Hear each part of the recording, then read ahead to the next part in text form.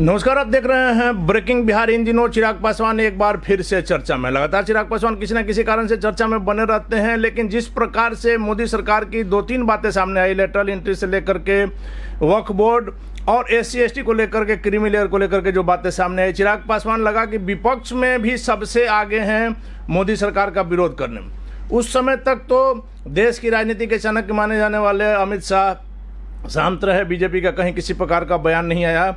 लेकिन जब पिछले 2-3 दिनों से खबरें आ रही थी कि चिराग पासवान के 3 सांसद टूट सकते हैं और राजेश वर्मा ने इसका खंडन भी किया, लेकिन कल सुबह जो देश के एक प्रतिष्ठित अखबार ने छाप दिया कि चिराग पासवान पर राकेश सिंह, जो कि अपने आप को बीजेपी के नेता कह रहे हैं, हालांकि वो चिराग पासवान की पार्टी से चुनाव लड़ चुके हैं घोसी से, और उनका जो बयान आया चिराग पासवान पर जो उन्होंने आरोप लगाया, उसके बाद से राजनीति में भूचाल आ गया। चिराग पासवान जाकर के अमित शाह से मिले और उसके बाद बीजेपी ने लेटर जारी किया। क्या कुछ हुआ इन सारे प्रकरण में? हमारे साथ बीजेपी के बिहार के प्रदेश मीडिया प्रभारी दानिश इकबाल है। दानिश इकबाल जी, क्या कुछ हुआ कि लोजपा के ही नेता के बारे में आप लोग को स्पष्टीकरण देना पड़ गया?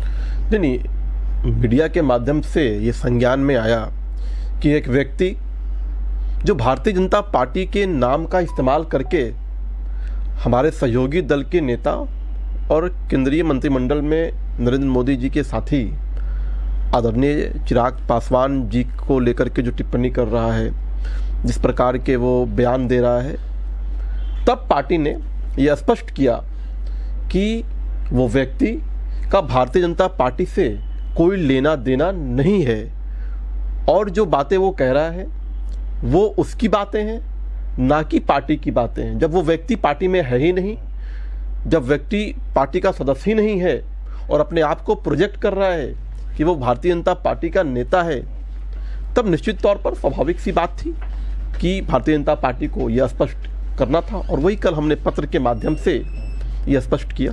चलिए, वो लोजपा नेता है, बीजेपी का नेता है, इस पर बहस नहीं करते। जिस प्रकार से उन्होंने आरोप लगाया है राकेश जी ने चिराग पासवान के विरुद्ध, आप इससे सहमत हैं? नहीं, बेबुनियाद, बेसलेस बातें हैं। चिराग पासवान जी देश के युवा नेता हैं, हमारे NDA के सम्मानित साथी हैं और वो मोदी जी के मंत्रिमंडल में मंत्री भी हैं। उनकी अपनी एक छवि है और मुझे लगता है कि किसी भी गंभीर नेता के बारे में सस्ती लोकप्रियता पाने के लिए कुछ लोग ऐसे बयान देते हैं, उनकी गरिमा को जो है धूमिल करते हैं। कल ही यह बयान क्यों है? तो मुझे लगता है कि ऐसे लोगों के बारे में मीडिया को भी सोच समझकर, तहकीकात कर कर ही खबर छापनी चाहिए कि वो व्यक्ति जिस पार्टी का नाम ले रहा है उस पार्टी से उसका संबंध है भी कि नहीं। जब मीडिया में ये खबर आई कि भारतीय जनता पार्टी के तौर पर है, तो इसलिए हमने स्पष्ट किया कि नहीं, भारतीय जनता पार्टी का कोई लेना देना नहीं है। और जो व्यक्ति लोजपा का हो या बीजेपी का, इससे मतलब नहीं, उस आरोप से आप सहमत हैं कि नहीं? जो व्यक्ति अपने आप को एक दुनिया की बड़ी पार्टी का सदस्य बता करके एक नेता को बदनाम कर रहा हो सस्ती लोकप्रियता के कारण, तो उसकी जो बातें हैं, उसका जो आरोप है, उसमें भी कोई दम नहीं हो सकता। वो भी बेसलेस है। केस नहीं है, चिराग पासवान का 80 एकड़ जमीन नहीं है, उनकी डिग्री के बारे में जो सवाल उठाया गया वो सब सही है। देखिए, जो भी विषय है वो तो चिराग पासवान जी आपको स्पष्ट बताएंगे। आप जाकर के उनसे पूछिए।